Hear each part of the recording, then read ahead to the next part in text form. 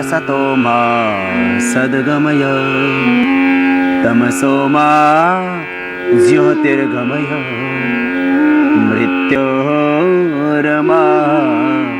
अमृतं गमय। ॐ शान्ति शान्ति शान्तिः।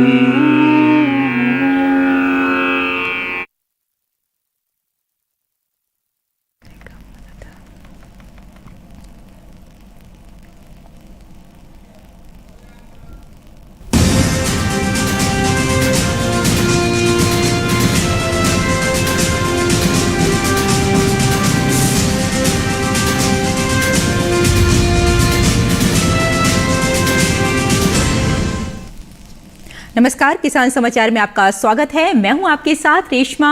आइए नजर डालते हैं इस वक्त की हेडलाइंस पर। कृषि वैज्ञानिकों ने कहा कि प्रदूषण से प्रभावित हो रही है फसलें और बदल रहा है फसल चक्र। बदलते जलवायु परिवर्तन के चलते कृषि उत्पादन पर पड़ रहा है प्रभाव। साथ ही अंधाधुंध रासायनिक कीटनाशकों के छिड़काव से भी फसलों और इंसानों के स्वास्थ्य पर पड़ रहा है असर।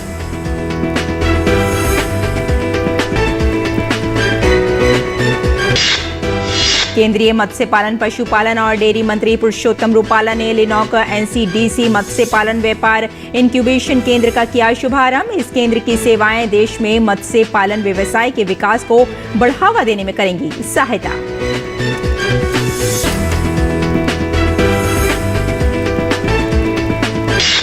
उपराष्ट्रपति ने नागरिकों से जनजातीय शिल्पकारों और कारीगरों के उत्पादों की खरीद करके उनकी सहायता प्रदान करने का किया आह्वान। कहा, जनजातीय गौरव दिवस जनजातीय लोगों की सांस्कृतिक विरासत का संरक्षण करने में करेगा मदद। जम्मू कश्मीर में समय पर बारिश और अनुकूल मौसम से बढ़ा केसर का उत्पादन। केसर उत्पादन में लगे किसानों की आय में होगी बढ़ोतरी। हॉलैंड, स्विट्जरलैंड, अमेरिका, कनाडा और अफगानिस्तान समेत अन्य देशों से आ रही है डिमांड।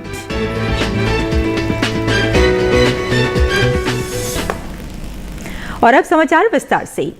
श्रीनगर में स्थित शेर Kashmir university of agricultural sciences and technology में पिछले दिनों एक अंतर्राष्ट्रीय सम्मेलन हुआ, जिसमें स्पेन, ईरान और मोरक्को समेत तमाम देशों के प्रतिनिधि आए और घाटी के कृषि विशेषज्ञों के साथ अपने अनुभव साझा किए।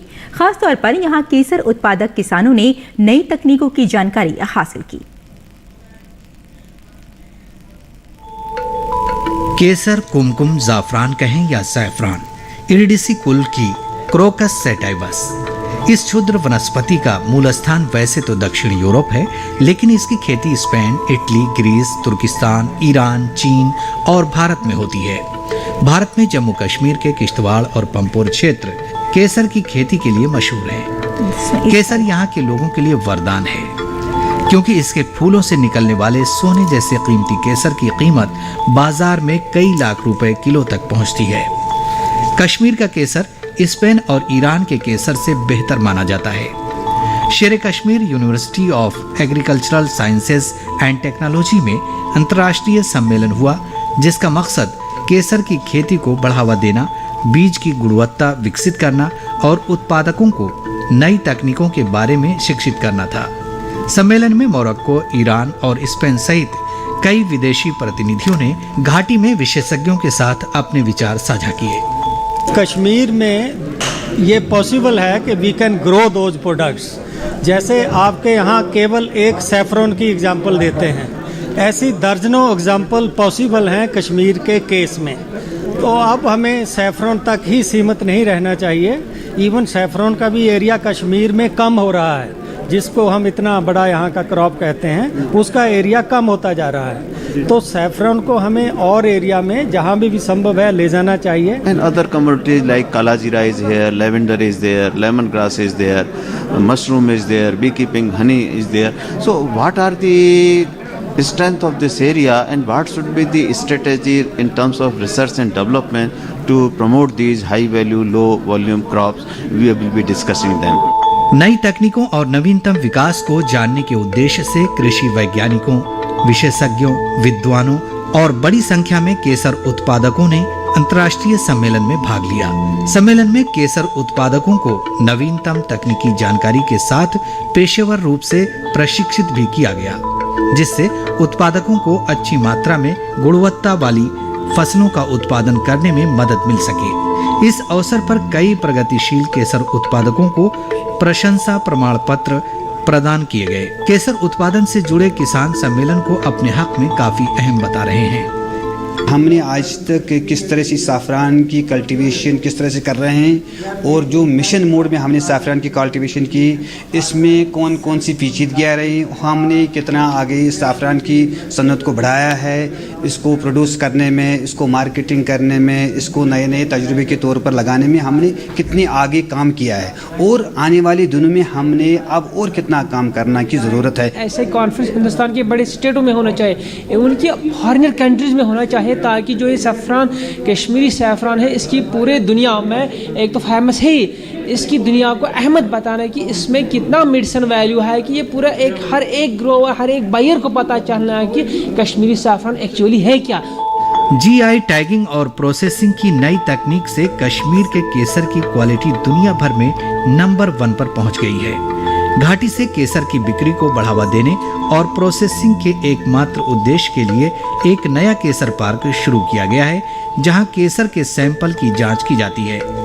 यहाँ उन सभी मापदंडों पर काम होता है जो कश्मीरी केसर को सर्वश्रेष्ठ ग्रेड दिलाते हैं। कश्मीर में इस अंतर्राष्ट्रीय सम्मेलन के आयोजन से यहाँ के केसर की बढ़ती लोकप्रियता साफ झलकती है। Bureau report, DD news. सभी पात्र पशुपालन, डेयरी और मत्स्य पालकों को किसान क्रेडिट कार्ड की सुविधा प्रदान करने के लिए राष्ट्रव्यापी AAGTFC KCC अभियान की शुरुआत हुई और मत्स्य पालन, पशुपालन और डेयरी मंत्री पुरुषोत्तम रुपाला ने आज़ादी का अमृत महोत्सव के तहत 3 महीने तक चलने वाले इस अभियान की शुरुआत की। मत्स्य विभाग और वित्तीय सेवा विभाग के सहयोग से 15 नवंबर से लेकर 15 फरवरी 2022 तक राष्ट्रव्यापी AAGTFC KCC अभियान का आयोजन किया गया। इस अभियान का आयोजन करने के लिए राज्यों के लिए विस्तृत दिशा निर्देश जारी किए गए। वित्तीय सेवाओं के विभाग द्वारा बैंकों के साथ साथ राज्य सरकारों को भी आवश्यक निर्देश जारी किए गए। अर्थव्यवस्था के लिए पशुधन क्षेत्र बहुत ही महत्वपूर्ण है, जिसमें कृषि और संबद्ध क्षेत्र GBA का 1/3 हिस्सा शामिल है। पशुपालन, डेयरी और मत्स्य पालन गतिविधियां लाखों लोगों को सस्ता और पौष्टिक भोजन उपलब्ध कराने के साथ ही किसानों तथा महिलाओं के बीच आय सृजन में महत्वपूर्ण भूमिका निभाती हैं। पिछले वर्ष 1 जून से लेकर 31 दिसंबर 2020 तक दुग्ध सहकारी समितियों और दुग्ध उत्पादक कंपनियों के पात्र डेयरी किसानों को AAGTF KCC उपलब्ध कराने के लिए विशेष अभियान चलाया गया, जिसके परिणाम स्वरूप 14 लाख से ज्यादा नए AAGTF KCC को स्वीकृति प्रदान की जा चुकी है। पूरे देश में लगभग 10 करोड़ AHD किसान हैं, इसलिए डेयरी सहकारी समितियों के अलावा भी इसके विस्तार की पर्याप्त संभावनाएं मौजूद हैं। और राष्ट्रीय राजधानी क्षेत्र NCR और आसपास के क्षेत्रों के लिए वायु गुणवत्ता प्रबंधन आयोग की आपात बैठक हुई। इसमें दिल्ली NCR क्षेत्र की बिगड़ती वायु गुणवत्ता पर विचार किया गया। आयोग ने राज्यों और संबंधित एजेंसियों से प्रदूषण के स्तर के अनुसार कार्रवाई योजना के अंतर्गत सूचीबद्ध आपात उपायों को लागू करने के लिए तैयार रहने को कहा। पराली जलाने, वाहनों से प्रदूषण, दीपावली के बाद बड़े प्रदूषण, तापमान में गिरावट और अन्य स्थानीय कारणों से दिल्ली NCR क्षेत्र में वायु गुणवत्ता की स्थिति बिगड़ी है। साथ ही कृषि वैज्ञानिकों ने कहा कि ऐसे ही प्रदूषण बढ़ता रहा तो फसल चक्र में तेजी से बदल जाएगा, जिसका सीधा असर उत्पादन में पड़ेगा। प्रदूषण का सबसे अधिक असर सब्जी वाली फसलों में पड़ रहा है। तो आइए इस वक्त सीधे आपको लिए चलते हैं प्रदूषण का फसल चक्र पर क्या प्रभाव पड़ रहा है और बात करते हैं इस बारे में चंद्रभूषण पांडे जी से, जो स्वतंत्र निदेशक राष्ट्रीय केमिकल फर्टिलाइजर से हैं। आपका स्वागत है किसान समाचार में। जानना चाहेंगे आपसे कि जैसे कि अभी हमने जाना कि वायु गुणवत्ता प्रबंधन आयोग की एक बैठक हुई है जिसमें प्रदूषण को लेकर काफ़ी बात की गई है, लेकिन अगर हम कृषि की बात करें तो कृषि जो वैज्ञानिक है उनका कहना यह है कि इसका असर जो प्रदूषण बढ़ रहा है लगातार, इसका खेती पर और फसल पर ज्यादा असर पड़ रहा है। देखिए, निश्चित रूप से जिस तरह से हमारी वायु जहर बनती जा रही है, ये प्राण दाता होती थी लेकिन आज कहीं न कहीं प्राण के लिए संकट बनी है। इसका असर केवल मानव पर ही नहीं बल्कि फसलों पर भी दिखने लगा है।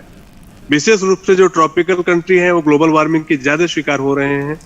और अभी कुछ दिनों पहले देश के प्रधानमंत्री, लोकप्रिय प्रधानमंत्री नरेंद्र मोदी जी ने तमाम फसलों की कुछ ऐसी वैरायटीज को रिलीज किया है जो ग्लोबल वार्मिंग की चुनौतियों में भी अपने उत्पादन को बनाए रख सकेंगे। निश्चित रूप से आगे आने वाले दिनों में फसलों के फसल चक्र पर, फसलों के उत्पादकता पर, फसलों के जो उत्पाद है उनके स्वाद पर, उनके पोषक तत्वों की मात्रा पर, ये सारी चीजों पर बहुत अप्रत्याशित असर भी देखने को मिल सकता है। इस दृष्टि से भारतीय कृषि अनुसंधान संस्थान पूरी तैयारी कर रहा है और 70 से अधिक प्रजातियों का अभी रिलीज किया है जो ग्लोबल वार्मिंग की चुनौतियों में बेहतर परिणाम दे पाएंगी। मैं मानता हूं कि अभी जो ये बैठक दिल्ली की हुई है, यह बैठक आगे आने वाली संभावित चुनौतियों के समाधान के लिए कुछ नए रोड मैप, नया रास्ता सुझा पाएगी और इसके साथ ही साथ वायु की गुणवत्ता बनी रहे, इस दृष्टि से हम अपनी जीवन शैली में कुछ परिवर्तन कर पाएंगे, ऐसी अपेक्षा और आशा की जा रही है। बिल्कुल, लेकिन जैसे कि हम बार बार ये बात कह रहे हैं कि जो कृषि वैज्ञानिक हैं उनका ये कहना है कि प्रदूषण बढ़ रहा है और इससे कहीं ना कहीं जो फसल चक्र है उसमें जो है अगर तेजी आती है तो काफी हद तक बदलाव महसूस किया जाएगा, जिसका सीधा असर उत्पादन पर भी पड़ सकता है। निश्चित रूप से इसमें संदेह नहीं है कि फसल चक्र प्रभावित होंगे। कुछ फसलें हैं जिनका उत्पादन मुश्किल होगा, क्योंकि हम सभी लोग जानते हैं कि जो फसल उत्पादन की प्रक्रिया है उसमें अंकुरण की प्रक्रिया हो या पौधे के बढ़ने की प्रक्रिया हो या उसमें जब बालियां आती हैं, जब दाने बनते हैं, जब फलियां लगती हैं, उसमें तापमान का बड़ा रोल होता है। तापमान का कम होना या ज्यादा होना दोनों ही उसके उत्पादन को प्रभावित करते हैं, तो निश्चित रूप से उसमें उसका प्रभाव पड़ना ही पड़ना है। अब थर्मो इनसेंसिटिव वैरायटीज के विकास पे काम किया जा रहा है, ऐसी प्रजातियों के विकास पे काम किया जा रहा है जो तापमान को लेकर के सहिष्णु हो, तापमान को लेकर के वो ज्यादा रिएक्टिव न हो। बिल्कुल बिल्कुल, आपने सही कहा, कुछ नए रास्ते भी निकलेंगे, लेकिन जो उत्पादन है अगर वो घटता है तो इसका किस तरह से असर पड़ सकता है? देखिए, जिस तरह से पूरी दुनिया खाद्य सुरक्षा को लेकर के चैतन्य है, मैं मानता हूं कि विशेष रूप से उन देशों में जहां पे विज्ञान और तकनीकी का विकास अच्छा नहीं हुआ है और वो ग्लोबल वार्मिंग की चुनौतियों का शिकार बनेंगे। ये भारत जैसा देश जो कि कृषि के क्षेत्र में दुनिया का सिरमौर माना जाता है, हम दुनिया में कृषि के क्षेत्र में जो हमारे रिसर्च है वो पूरी दुनिया हमको फॉलो करती है। मैं मानता हूं कि भारत इस चुनौती का समाधान करने में सक्षम है, लेकिन हमें चैतन्य रहना है, सतत जागरूक रहना है, सतत प्रयत्नशील रहना है। इसके साथ ही साथ जो वायु प्रदूषण की चुनौती है, इसमें आम जनता को जागरूक होकर के इस समस्या को पैदा ही न होने दिया जाए, इस पर भी काम करना है। बिल्कुल, यानी ये कहा जा सकता है कि कुछ ना कुछ नए रास्ते, कुछ नए हल जरूर निकलेंगे, लेकिन प्रदूषण की ही अगर बात की जाए, खासतौर से जो किसान सब्जियां उगा रहे हैं अपने खेतों में, उनकी फसलों पर अगर कोई असर पड़ता है तो उनको किस तरह की चुनौतियों का सामना करना पड़ सकता है या किस तरह का वो हल निकाले इस बारे में? देखिए, निश्चित रूप से जो सब्जियां हैं और फल हैं ये बड़े संवेदनशील होते हैं और इन पे तापमान हो या ह्यूमिडिटी है हवा की या जो है जलवायु के अन्य घटक है, उनका असर जो है बहुत तेजी से देखने को मिलता है, तो स्वाभाविक है। और दूसरा, इनकी जो अवधि होती है, कुछ सब्जियां हैं जो 2 महीने में तैयार हो जाती हैं, कुछ 3 महीने में तैयार हो जाती हैं, तो अगर इनके ऊपर कोई संकट आता है तो उससे निपटने का इनको समय नहीं मिलता है। तो ये मानकर आप चलिए कि जिन फसलों की अवधि कम होती है वो इस तरह की चुनौतियों के ज्यादा शिकार हो सकती है। लेकिन मुझे खुशी की बात है कि देश में राष्ट्रीय कृषि अनुसंधान परिषद इस पर तेजी से काम कर रहा है, ऐसी वैरायटियां डेवलप कर रहे हैं जो ऐसी चुनौतियों में जलवायु परिवर्तन के शिकार नहीं होगी। बिल्कुल, आपने ठीक कहा। और हम ये भी जानना चाहेंगे कि ये जो आयोग है अब आगे चलकर किस तरह के कदम उठा सकता है कि प्रदूषण को कम किया जा सके और खासतौर से जो किसानों की फसलें कहीं बर्बाद ना हो, इसके लिए क्या कुछ हो सकता है? देखिए, इसमें दो राय नहीं है कि हमारी जो जीवन शैली है वो देश के जो संसाधन है उसको प्रभावित कर रही, चाहे मिट्टी के बीमार होने की बात है, चाहे हवा के जहरीली होने की बात है या पानी के दूषित होने की बात है। और सच्चाई तो यह है कि अंतरिक्ष में भी प्रदूषण की संकेत देखने को मिले हैं। हमें अपने जीवन शैली को बदलना होगा, टिकाऊ विकास के मूलभूत सिद्धांत की ओर आगे बढ़ना होगा और यह सुनिश्चित करना होगा कि जो पंच तत्व हमारे जीवन के आधार हैं उनका स्वास्थ्य ठीक रहे। क्योंकि अगर क्षितिज जल पावक गगन समीरा ये स्वस्थ रहेंगे तो हम भी स्वस्थ रहेंगे, वनस्पतियां भी स्वस्थ रहेंगी, फसलें भी स्वस्थ रहेंगी, संपूर्ण जीव जगत स्वस्थ होगा। इसलिए आवश्यकता यह है कि हम ऐसा कोई काम न करें जिससे इन पंच तत्वों पर असर पड़े। मैं मानता हूं कि देश का विज्ञान जगत इस चुनौती को समझता है और इसके समाधान पर भी वो काम कर रहा है। आगे आने वाले दिनों में हम इस समस्या का मजबूती से मुकाबला कर पाएंगे और आम जनता को इसे प्रभावित नहीं होने देंगे, ऐसा मुझे भरोसा है। और यह भरोसा और मजबूत तब हो जाता है देश के पास नरेंद्र मोदी जैसा एक चैतन्य और नितांत जागरूक प्रधानमंत्री उपलब्ध है। बिल्कुल चंद्रभूषण जी, हरित क्रांति की अगर बात करें तो इसे बढ़ावा देने के लिए अंधाधुंध केमिकल का भी छिड़काव हुआ है, इस पर अगर रोक लगाने की क्या जरूरत है? देखिए, ये सच है कि इस देश में रासायनिकरण में हम लोगों ने दिमाग का इस्तेमाल नहीं किया, विवेक का इस्तेमाल नहीं किया, और कई इलाकों में देखने को मिलता है कि यूरिया की जो जरूरत है किसानों की, उसकी दुगनी यूरिया, 1.5 गुनी यूरिया प्रयोग कर रहे हैं।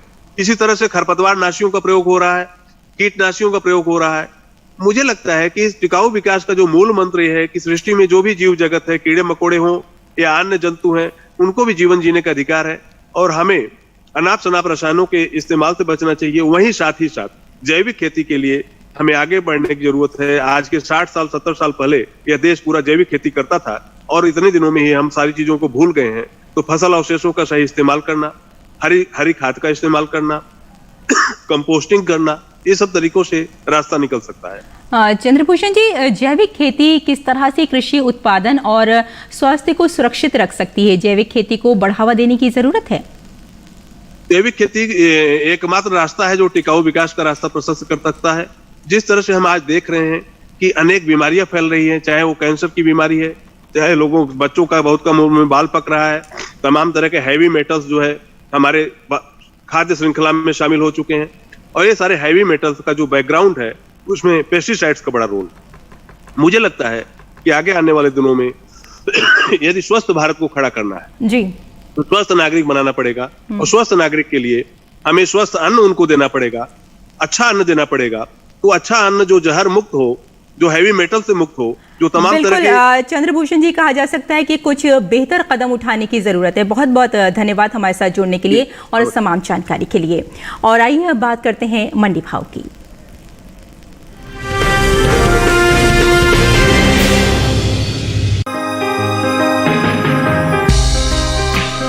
बीते कुछ महीनों से आगे चल रहा मूंगफली का निर्यात सितंबर महीने के दौरान कुछ घटा है। साल 2021 में अप्रैल से सितंबर के दौरान मूंगफली के निर्यात में 3000 टन की गिरावट दर्ज की गई है।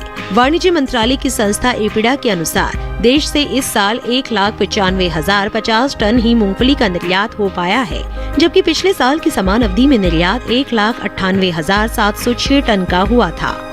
इसका असर कृषि उपज मंडियों में मूंगफली के भाव पर देखने को मिल सकता है। वहीं चालू रबी सीजन में देश के अलग अलग राज्यों में हो रही मूंगफली की बुआई का रकबा बीते साल से 61,000 हेक्टेयर आगे चल रहा है।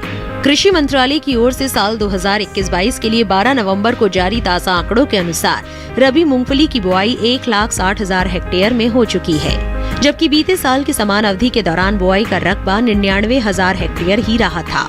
वहीं मंगलवार को एग्मार्क नेट के अनुसार कृषि उपज मंडियों में मूंगफली के भाव इस प्रकार रहे। गुजरात की धरोल मंडी में 15 नवंबर को मूंगफली का भाव रहा 4,840 रुपए।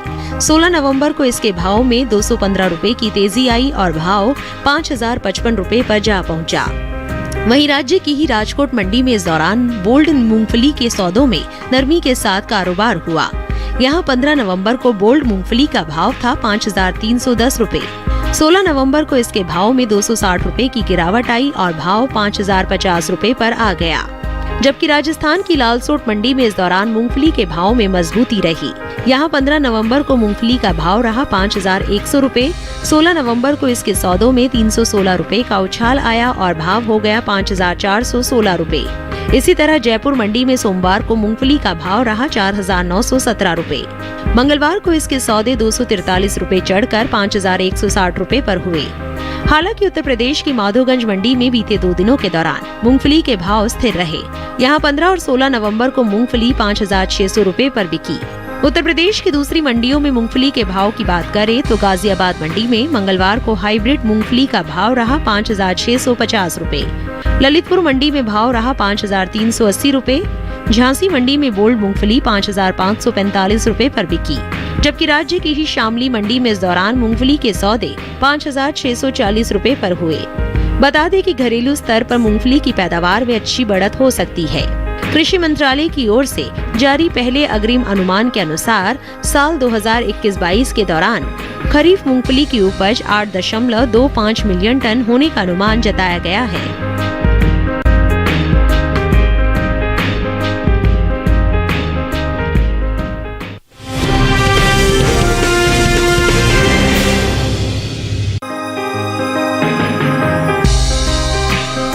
देश से से होने वाले गेहूं के निर्यात में लगातार इजाफा हो रहा है। इस साल देश से होने वाला गेहूं का निर्यात पिछले साल के मुकाबले कई गुना बढ़ा है। एपीडा की ओर से जारी ताज़ा आंकड़ों के अनुसार साल 2021 में अप्रैल से सितंबर महीने में देश से गेहूं का निर्यात 23,46,000 टन के पार पहुंच गया है, जबकि बीते साल की समान अवधि के दौरान निर्यात महज 4,04,224 टन का ही हुआ था। वहीं देश भर में इन दिनों रबी गेहूं की बुआई बीते साल से पीछे चल रही है। गेहूं के रकबे में अब तक 5,000 हेक्टेयर की कमी दर्ज की गई है। कृषि मंत्रालय की ओर से साल 2021-22 के लिए 12 नवंबर को जारी ताज़ा आंकड़ों के अनुसार रबी सीजन में गेहूं की बुआई 41,13,000 हेक्टेयर में हो चुकी है, जबकि साल 2020-21 के दौरान गेहूं की बुआई का रकबा 46,13,000 हेक्टेयर रहा था। इन दिनों कृषि उपज मंडियों में गेहूं की आवक सामान्य बनी हुई है। एग्मार्क नेट के अनुसार गुजरात की राजकोट मंडी में 15 नवंबर को लोकवान गेहूं का भाव था 2,060 रुपए। 16 नवंबर को इसके भाव में 10 रुपए की नरमी आई और भाव 2,050 रुपए पर आ गया। हालांकि राजकोट मंडी में भी शरबती गेहूं के सौदों में मजबूती के साथ कारोबार हुआ। यहां 15 नवंबर को शरबती गेहूं का भाव रहा 2,150 रुपए। 16 नवंबर को इसके भाव में 25 रुपए की तेजी आई और भाव 2,175 रुपए पर जा पहुंचा। वहीं राजस्थान की बेगू मंडी में 15 नवंबर को गेहूं का भाव रहा 2,100 रुपए। 16 नवंबर को इसके सौदों में 50 रुपए की गिरावट आई और भाव 2,050 रुपए हो गया। इसी तरह राज्य की कोटा मंडी में सोमवार को गेहूं का भाव था 2,030 रुपए। मंगलवार को इसके सौदे 10 रुपए टूटकर 2,020 रुपए पर हुए। उत्तर प्रदेश की हरदोई मंडी में 15 नवंबर को धारा गेहूं का भाव रहा 1,930 रुपए। 16 नवंबर को इसके भाव में 20 रुपए की नरमी आई और भाव 1,910 रुपए पर आ गया, जबकि अलीगढ़ मंडी में धारा गेहूं के भाव में बढ़त दर्ज की गई। यहां 15 नवंबर को धारा गेहूं का भाव था 1,930 रुपए। 16 नवंबर को इसके भाव 10 रुपए चढ़कर 1,940 रुपए पर हुए।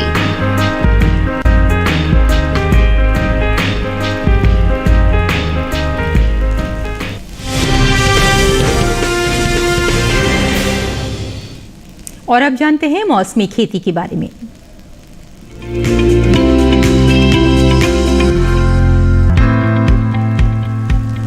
बिहार में राई और सरसों की बुआई करें। यहाँ के किसान आलू की बुआई का काम भी करें। बिहार के उत्तर पूर्वी जलोढ़ इलाके में गेहूं और मसूर की बुआई करें। बिहार में उत्तर पश्चिमी जलोढ़ क्षेत्र के किसान रबी की मक्का, सरसों, लहसुन और धनिया बोए। बिहार के दक्षिणी पठार क्षेत्र में सरसों और बरसीम की बुआई का काम करें। ध्यान रखें कि बुआई के लिए उन्नत किस्म के बीजों का चयन करें और बुआई से पहले बीज उपचार जरूर कर लें। बिहार में जिन किसानों ने अभी तक धान की कटाई नहीं की है, वो कटाई का काम पूरा करें और सुरक्षित जगह पर रखकर सुखाने के बाद गहाई करें। बिहार में इन दिनों रबी की उन्नत किस्म की मक्का भी बो सकती है। झारखंड के दक्षिण पूर्वी पठार इलाके में सरसों की बुआई पूरी करें। यहाँ के मध्य और उत्तर पूर्वी पठार क्षेत्र में भी सरसों की बुआई का काम पूरा कर लें। यहाँ के किसान मसूर और चने की बुआई जारी रखें। झारखंड के पश्चिमी पठार हिस्से में गेहूं, जौ, चना, मटर और मसूर बोए।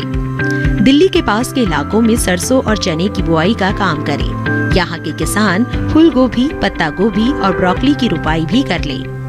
दिल्ली और आसपास के हिस्सों में टमाटर की रुपाई भी की जा सकती है। उत्तर प्रदेश की बात करें तो पूर्वी उत्तर प्रदेश में रबी की फसल और चारा बोए। इस समय मध्य उत्तर प्रदेश के मैदानी इलाकों में बरसीम और गेहूं की बुआई कर सकते हैं। इतना ही नहीं, यहाँ सरसों और चने की बुआई भी जारी रखें। मध्य उत्तर प्रदेश के किसान मूंगफली, सरसों और काबुली चने की बुआई करते रहे। यहाँ फूल गोभी, पत्ता गोभी, ब्रोकली, टमाटर और मिर्च की रुपाई भी कर सकते हैं। बुंदेलखंड में इन दिनों रबी की फसलों में चना, मटर और मसूर जैसी फसलें बोए।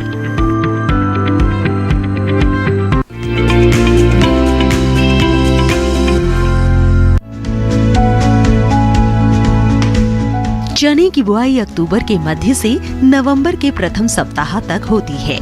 अभी इसकी पछेती बुआई की जा सकती है। जहां सिंचाई के साधन है, वहां 1 हेक्टेयर जमीन के लिए 60 किलो बीज चाहिए, जबकि बारानी इलाकों में इतने ही रकबे के लिए 75 किलो बीज की जरूरत होगी। बुआई के समय कतार से कतार की दूरी 30 से 45 सेंटीमीटर रखें और गहराई 10 सेंटीमीटर। सिंचाई की बात करें तो बुआई के 45 दिन बाद और फिर 75 दिन बाद 2 सिंचाई जरूर करें। खरपतवार नियंत्रण के लिए विशेषज्ञों की सलाह पर उचित दवाओं का छिड़काव करें। चने में अंकुमारी रोग होने का खतरा बना रहता है। बचाव के लिए बीजों को बुआई से पहले ही शोधित कर ले। इसके अलावा बीज को उपचारित जरूर कर ले। अलग अलग इलाकों के लिए पूसा संस्थान दिल्ली ने अलग अलग किस्में तैयार की है। पूसा 372 देसी किस्म है। इसे दिल्ली, पंजाब, हरियाणा, राजस्थान, उत्तर प्रदेश, मध्य प्रदेश, बिहार, महाराष्ट्र और गुजरात में लगाया जा सकता है। इसकी पछेती बुआई करने पर 1 हेक्टेयर में 18 से 22 क्विंटल तक पैदावार हो सकती है। पूसा 372 की खूबी ये है कि इसमें मृदा जनित रोगों जैसे मुरझाना और जड़ गलन से लड़ने की क्षमता होती है। दाल और बेसन बनाने में ये काफी उपयोगी है और 140 से 145 दिनों में पक जाती है।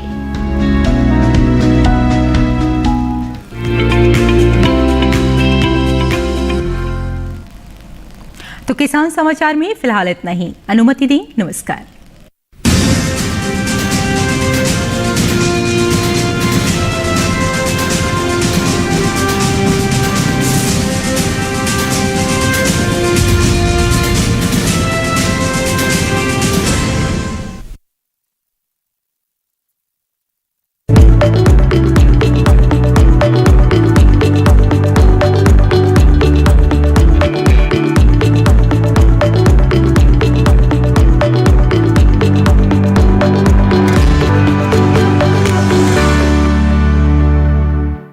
जानेंगे क्या है किसानों का हाल।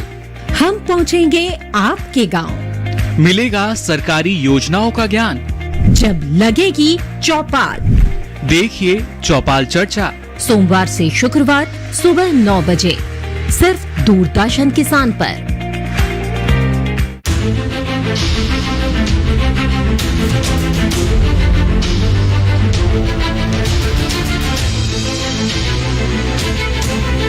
मन की बात। माननीय प्रधानमंत्री श्री नरेंद्र मोदी भारत की जनता से साझा करेंगे अपने मन की बात रविवार 28 नवंबर सुबह 11 बजे। आकाशवाणी के सभी केंद्र सभी चैनल इसे प्रसारित करेंगे एक साथ ही इसका प्रसारण दूरदर्शन के national news, DD Bharati, DD India, DD Urdu और डीडी किसान चैनल पर भी किया जाएगा। तो याद रखें, रविवार 28 नवंबर सुबह 11 बजे मन की बात।